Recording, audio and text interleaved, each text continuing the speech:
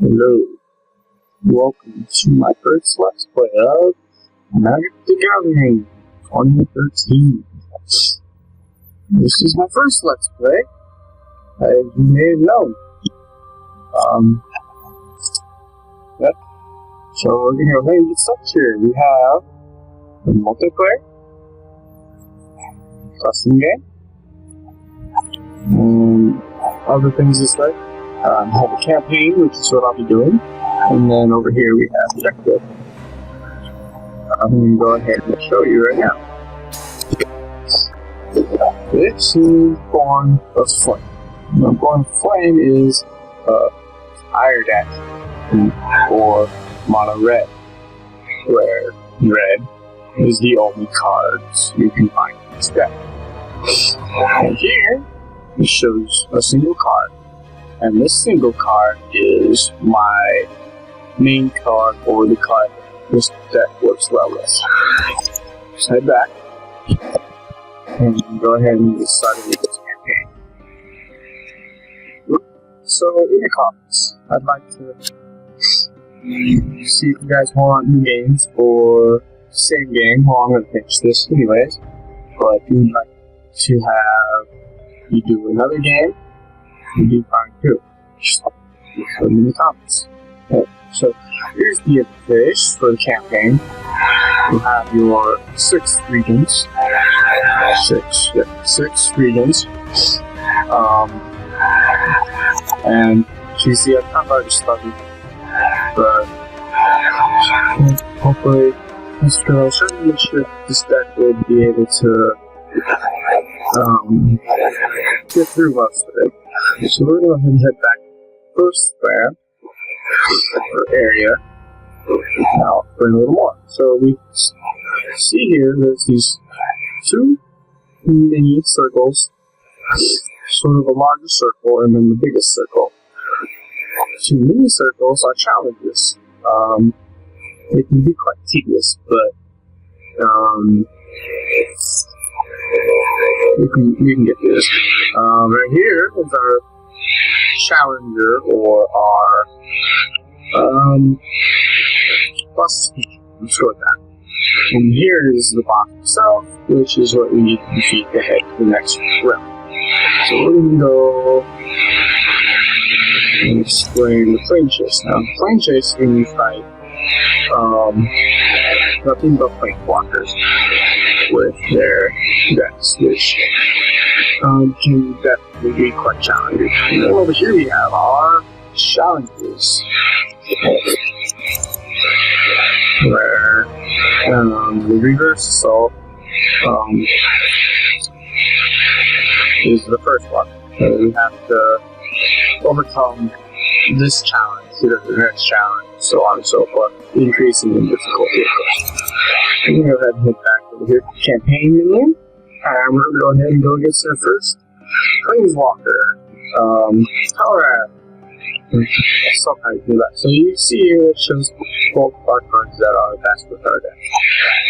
And hopefully he doesn't get this out, because that would really unbenefit me. But we'll go ahead and just start with it. Had a pretty fantastic day today. Did pretty much nothing all day. I'm currently still in high school, the final year, senior year. But, yeah, I did nothing today, where I had party third period, nothing first period, nothing second period, and nothing important fourth period. Can you hear? You're almost back. Stop rambling. So, here's the first part. This right here is called a mountain. Mountain is fire mana, where I need to summon creatures and cast spells and instants and equipment.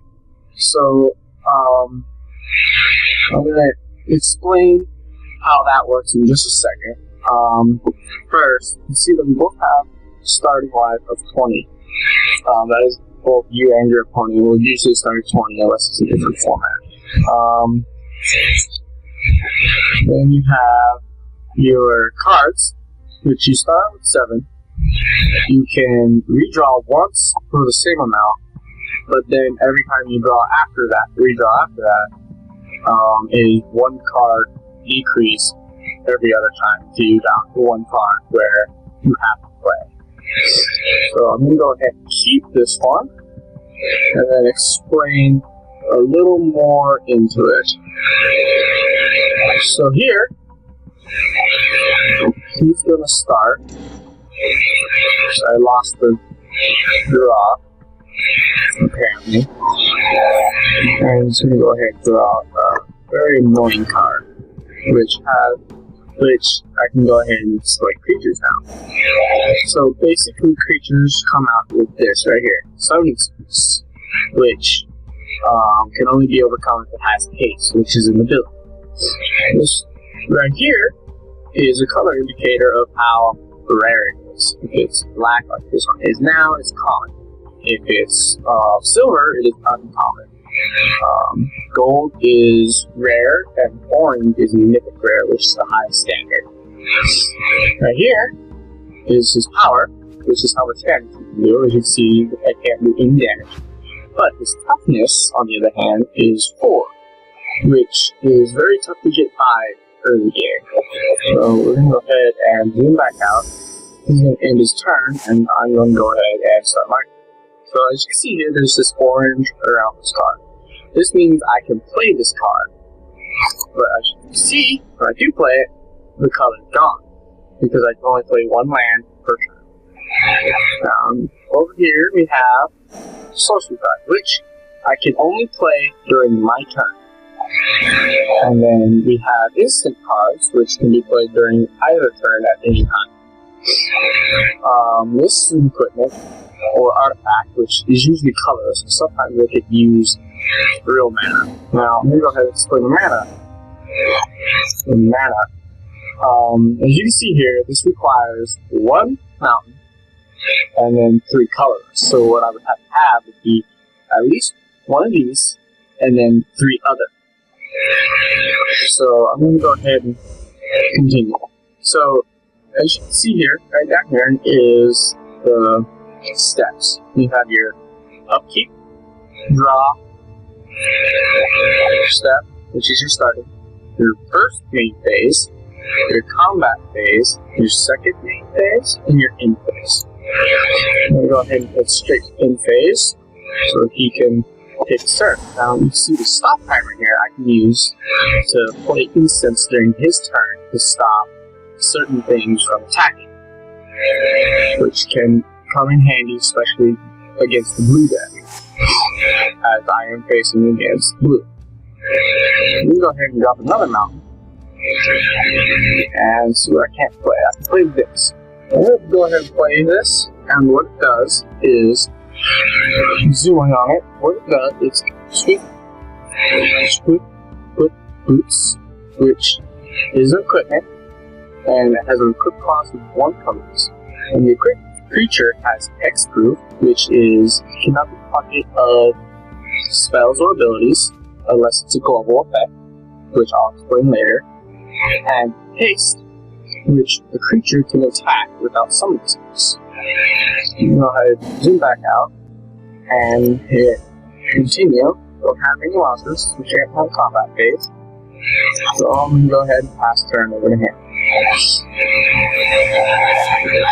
So yeah, go ahead and say if you want me to do other games, what other games you want me to do. It's going to be, hopefully we'll continue on and not just end, but I will be playing all of these, and hopefully I can get my name out there. Yeah. By the way, I haven't mentioned my name. My name is DOS Montage, which is sort of anticlimactic, I guess. DOS standing for Dead on Sight, which my clan is one of my friend's clans, but and then Montage, of course, so kind of went with it. I'm going to go ahead and throw out my Hellhound. Maybe. There we go. Yeah. So another thing about Summoning Sickness is it goes away after your turn is over, which means you can defend with it. As you can see, this one has an ability which allows me to pay 1 mountain and not tap it, so I can do it multiple times to buff it. Plus 1 toughness or power until end of turn. So I'm going to go ahead and hit continue here. There it goes. Hit continue. Sorry, my game's kind of sketchy apparently. Go ahead and pass it over to him. Oh, he's going to go ahead and play an instant card before my turn's over. So the return for the non-land permanent to its other hand, which is a good example of an instant. So I'm going to hit continue, and this is going to return back to my hand, which is very unfortunate for me. But I won't play that one. Since I have this other mountain I'm going to pull out, it will give me a total of 4 to allow me to get out my Phoenix, which is a flying card, which I'll explain here in just a second. So, I'm going to throw out a mountain, and then throw out my Phoenix. Now, you'll see here in just a second. Go ahead and zoom in here. This icon right here, which is flying, which is right here. This shows this here, about the ability. So right here, I can take 3 mountains and 1 colorless to return it from the graveyard to my hand, which is quite nice for a 4-1 to 4-drop. So I can hit continue. Use combat phase, Summoning Sickness, and hit continue again. So, yeah, fantastic day. Pretty good. High note. Friday's coming up. 2 more days. And then a whole nother week, and I'm off to school for a while. For 2 whole weeks for school vacation. For winter vacation. School vacation. Of course, it's school. What do we have here? Utility controller. I'm going to go ahead and play this card. And I'm going to use it on this stupid crab to kill it because it does 4 damage. And then what I'm going to do is I'm going to throw out my little hellhound here and go ahead and use my attack phase and attack with my Phoenix to do 4 damage. Now the attack animation, this is always really cool. So you'll see here in just a second, as you saw up here, at him, he got what looked like this bit, which is pretty cool. I like that little aspect of the game, how they use animations to show how they get attacked, how they would be attacked if this was real. I do play Magic in real life. That's a benefit to me playing this. I hate this card. Basically, you can equip it with a creature for 1 colorless. You can pick 2 colorless to give the equipped creature hexproof until end of turn, which, as I explained earlier. But the catch is that at the beginning of his upkeep, you can put a +1/+1 counter on the equipped creature if it's blue, which that can really start adding up if he puts it on a good card. Hopefully he doesn't put that on anything anytime soon, but he does have a lot of mana right now. But it looks like he's just going to go ahead and end his turn. I'm going to go ahead and throw out another Phoenix. And go ahead and deal 6 damage. After going to my next phase, my combat phase, I'm going to look at the 6 damage.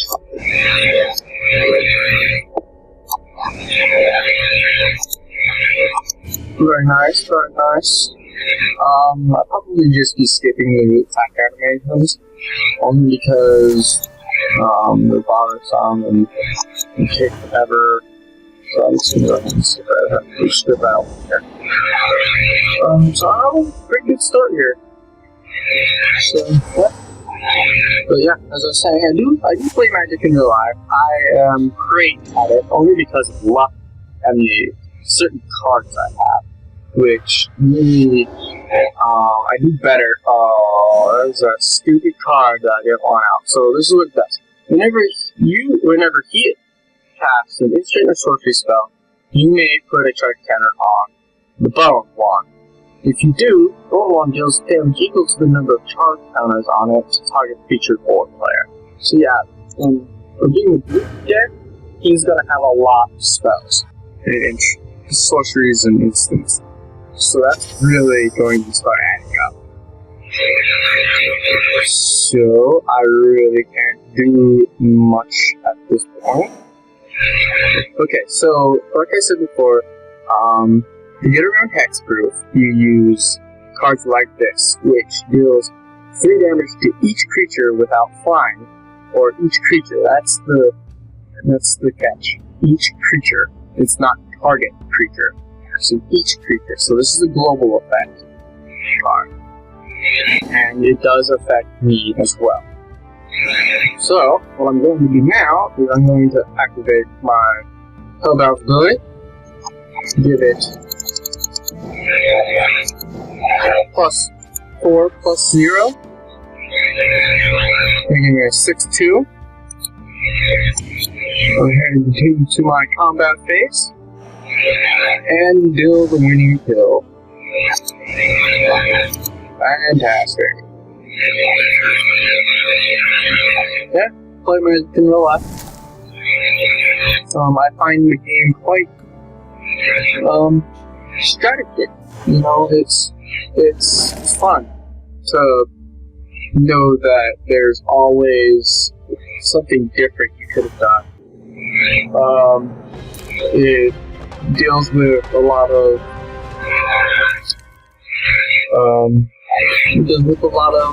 luck.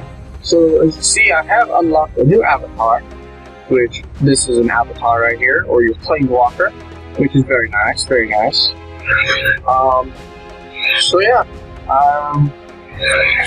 like and subscribe if you enjoyed what you've seen, and hope I can see you guys next time on Magic the Gathering 2013.